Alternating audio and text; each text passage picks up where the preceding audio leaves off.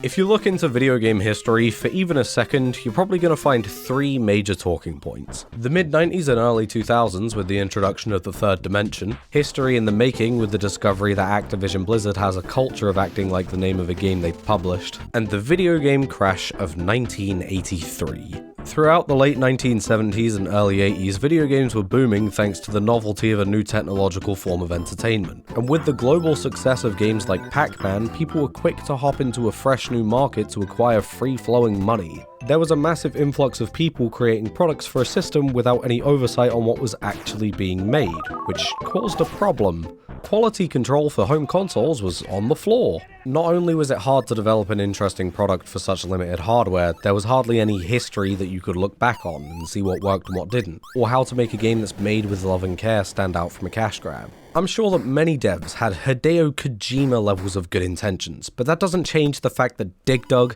would have to sit alongside garbage like E.T., Number Bumper, and eventually Metal Gear Solid 4. As a result, consumers started rapidly losing interest as they were burnt over consistently subpar video games, especially when the arcades offered a similar experience to what they were getting at home, but better, and without the commitment of $30. The mounting frustration caused the market to buckle in spite of its few successes, and remain dormant for years.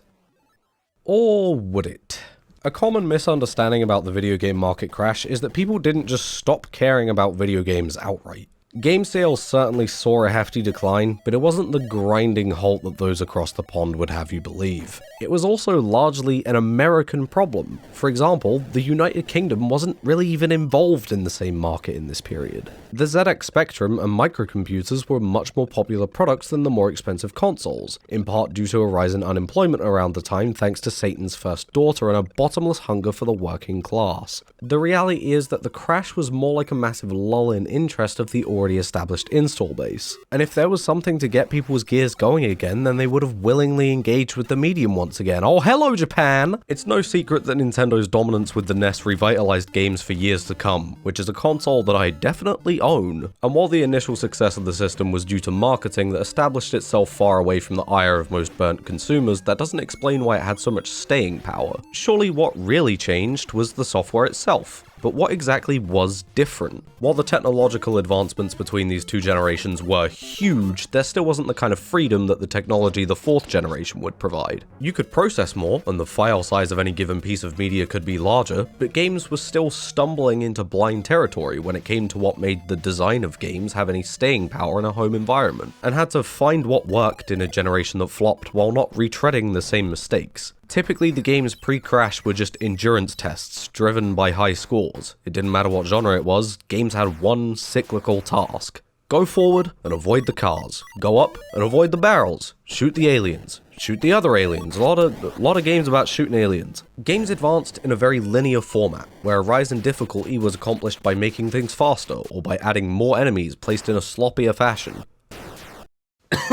This meant that games started to lose their entertainment value before even 20 minutes of playtime. And that kind of makes sense when you note how many of the games that weren't dog shit from this era were designed for 5 to 10 minutes of play inside of an arcade, ported over to inferior hardware. Once torn away from the audio-visual prowess of an arcade cabinet, these loops start to feel more like chores rather than engaging experiences. So when Super Mario Bros. Hit shelves in 1985, the whole of Japan, along with any other country that could get their shitey little hands on it, collectively shit themselves. A game that not only created a character that controls more naturally than anything people had ever experienced, but most importantly, a game that you could actually finish. Like many of the games that would come from this generation of hardware, Mario attempted to steer away from the endless endurance spiral and move more into a progression-focused experience, where games no longer became about the isolated act of performing a task, but instead using moment-to-moment gameplay to advance through a collection of new and progressively more complicated scenarios via distinct levels. This created a sense of escalation to payoff that many games that revolved around high scores didn't have, as the goal of reaching the next checkpoint meant being rewarded with a new challenge that was different from those that came before, rather than more of what came before. The game became about how far you could get. I got to 4-2, I finished it. I lack fine motor functions and keep dying in 1-3, not how high your score was. So who invited him back? Progressing in Generation 2 games held value because it allowed you to get your score higher, and that score was what drove satisfaction. You didn't keep going because you wanted to see what was next, the game kept going, because without any opportunity to make the number go higher, what else was there? At the time, it was so deeply ingrained in the positive feedback loop that there was likely an uncertainty as to whether games could be enjoyed in the absence of numerical feedback. But thankfully, we're not all robots.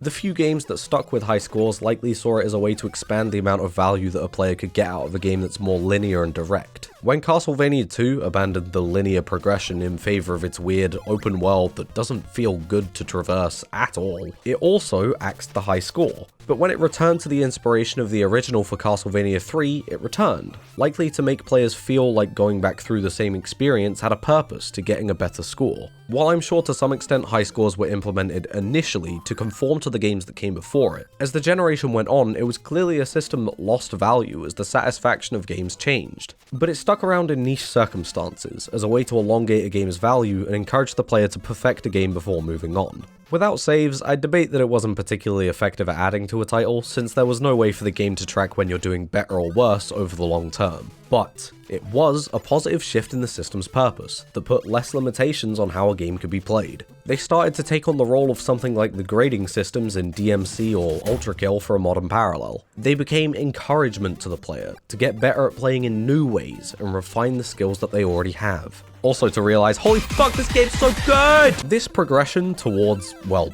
progress, and the de-emphasis of high scores is probably the largest change that was brought about by the third generation. Games could have just continued towards this trend of copying arcade machines and making high score games, but Miyamoto slapped that shitty notion out of your hands and said, no, you're gonna go to the right now and you're gonna fucking love it. This massive shift in what made a game valuable meant that a ton of conventions regarding how games operated changed too. Before, games were driven from the fail state.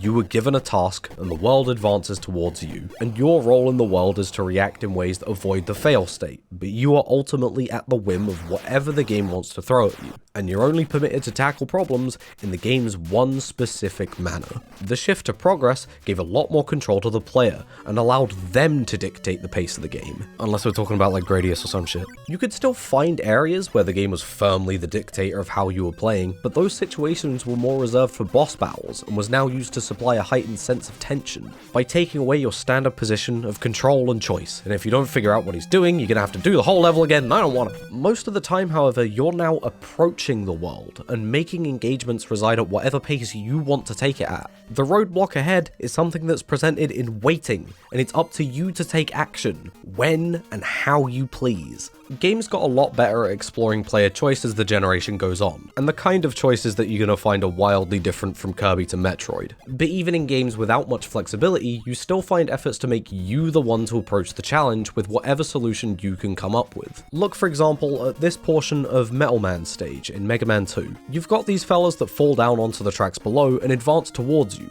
but you aren't forced to engage with them in any specific way. You can break the cogs early and they don't even become a threat. You can wait for them to fall and take it out all at once if you don't want to put that much effort in. Or you can shoot the little man off the top and then just jump over the cog. Say fuck it and just damage boost through him, anything's possible.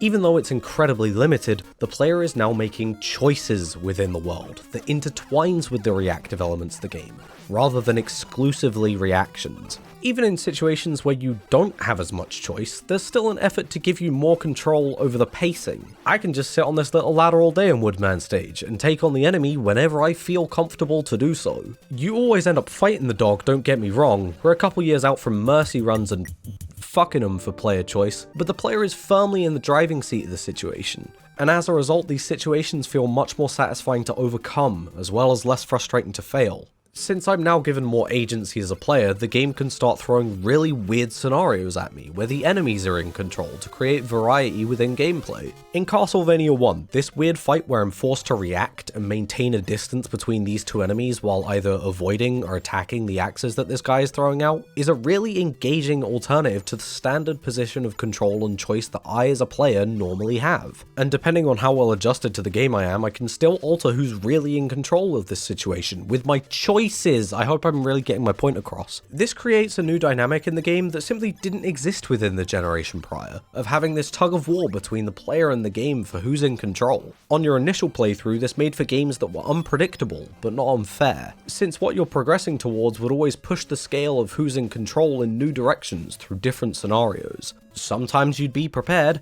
and sometimes you'd get the Medusa hallway. It was a blast! On returning playthroughs, games got more satisfying to replay. Now you can flex on the game, and run it through the ringer as you destroy situations that previously made you want to scream. That's to say nothing of the kind of choices in something like Kirby, with power-ups which completely change how you might traverse the world, or if you even have to consider certain engagements in the first place. I don't know if I'd say that player expression had been achieved in this generation, because in most cases the way the power-ups were stored and distributed didn't create vastly distinct dynamic shifts within a game without the game handing that opportunity to you. Stop looking over there. But at the very least, a lot of the later games of the generation laid down its groundwork. Also, player expression is a weird thing that can be defined in many ways to begin with. Like, I would argue that most traditional fighters have their main point of player expression be character select, since character choices and matchups normally dictate the dynamics of the game. But I know there are people out there who would argue that even situations where you're forced to hold block is to some level player expression, even though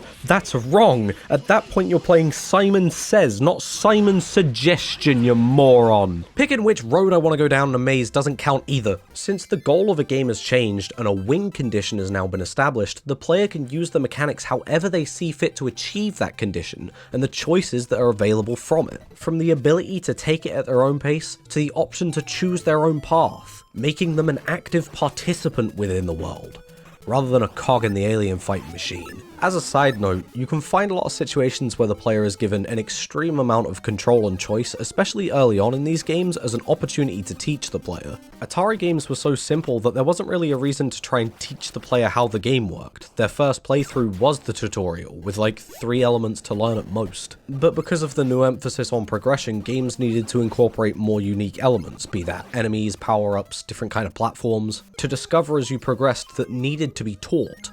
Direct tutorialization wouldn't be within file constraints until the SNES and Mega Drive, so games often put players in isolated challenges that put the player at minimal or no risk to give players time to learn how new elements worked. Even today that's used, since directly taking away control from the player to explain how the game works takes a bullet to the pacing's kneecaps, Doom Eternal! Back on the topic of being a participant of the world of the third generation was very different to its predecessors as well, since they can't just act as containers for a task anymore. They have to be explorable worlds to make that progression satisfying. Otherwise, you end up with the original Bomberman, and I love Bomberman, but also, this game sucks. Generation 2 games are boxes.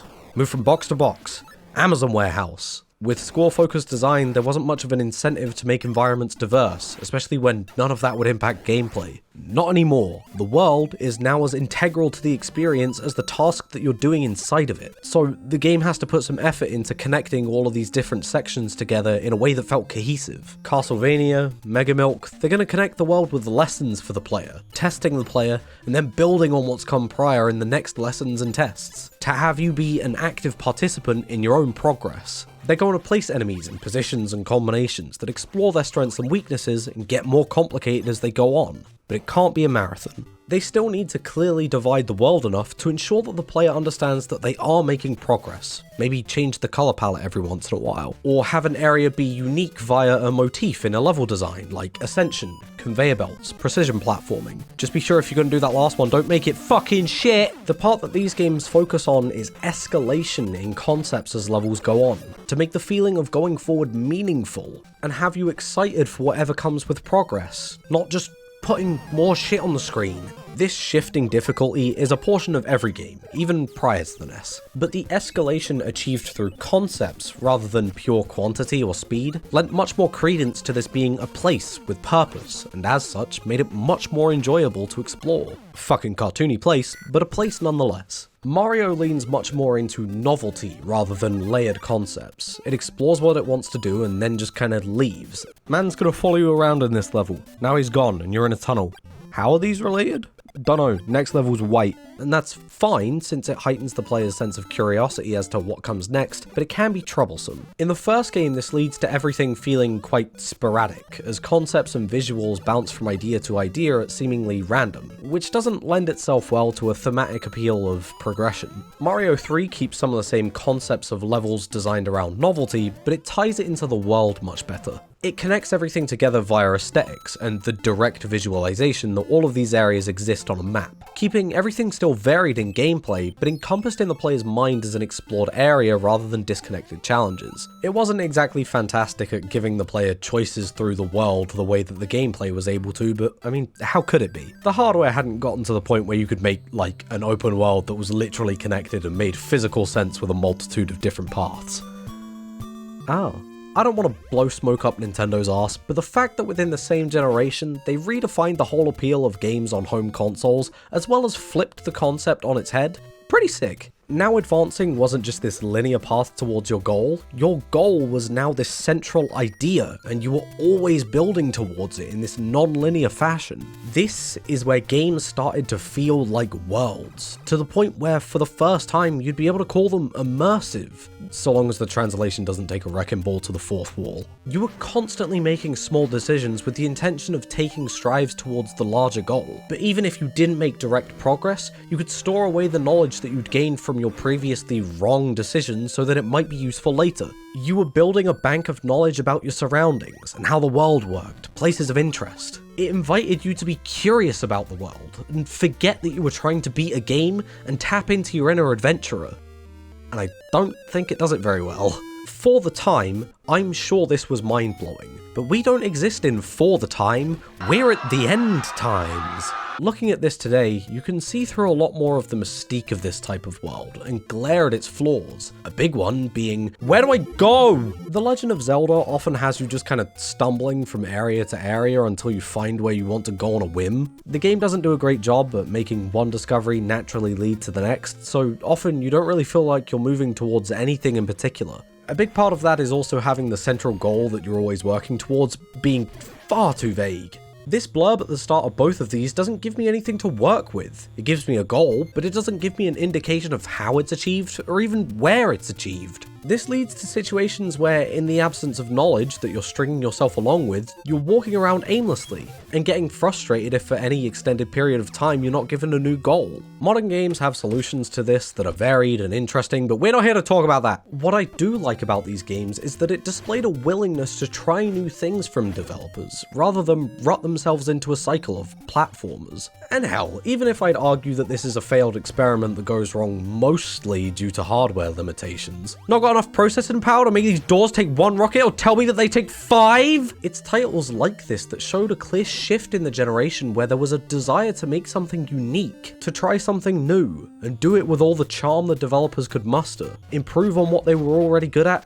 and abandon what didn't work. A lot about games changed after the crash, namely the abandonment of this repetitive cyclical nature to tasks, and the adoption of progress-based experiences where the tasks highlight variety or complexity, acknowledging the player's innate ability to choose with gameplay and encourage them to make their own way through, and maybe fuck it up in the process, but it feels great because you know that you can make it through. You just need to change how you choose to approach encounters, and something new is waiting for you on the other side. A new weird scenario, or a new enemy, or a different weapon, just hopefully not a fucking dagger. If you think about it, the emphasis on choice is also what made so many of the games that were designed closer to the Generation 2 games still so good.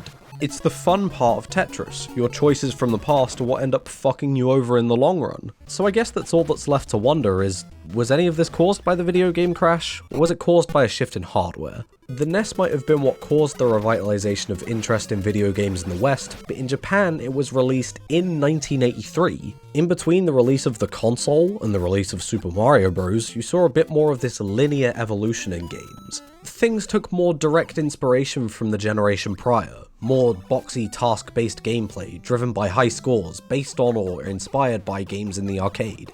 Games that were derivative of sports, fucking Mahjong. Twice! In the space of a year! That's like having a yearly installment of chess! The only difference was now these games were much closer to their arcade counterparts, with soundtracks and visuals that didn't have you going, am I having a stroke? It was only after Super Mario Bros. That you'd find more games of this progression-focused nature on the NES. But it wasn't necessarily new. Adventure for the Atari 2600 tried to be more explorative prior to The Legend of Zelda, and Ghosts and Goblins, which would go on to inspire Castlevania, released before Mario, just in arcades, which makes it really hard to pin down these changes to being the result of a waning market, or advancements in hardware.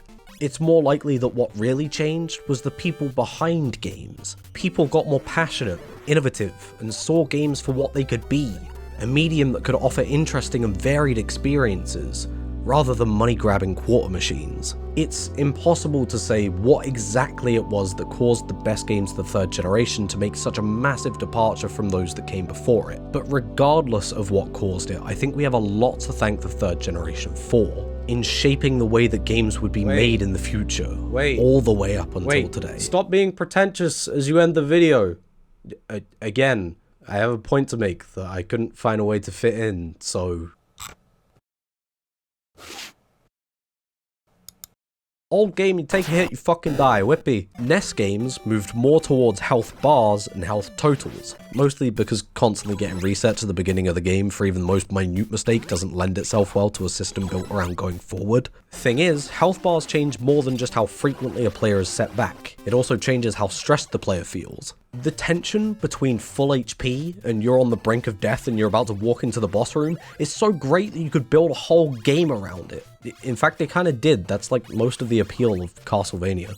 It simultaneously caused a change in how death became less frustrating due to anticipation, but also supplied situations with more tension. The anticipation when you're trying to get through a tough section with a sliver of health holds so much more significance than those where you always exist on the brink of death. But at the same time, it evokes a sense of strength when you come out of an area with full HP. Walled chicken wouldn't make you come unless there was a health bar.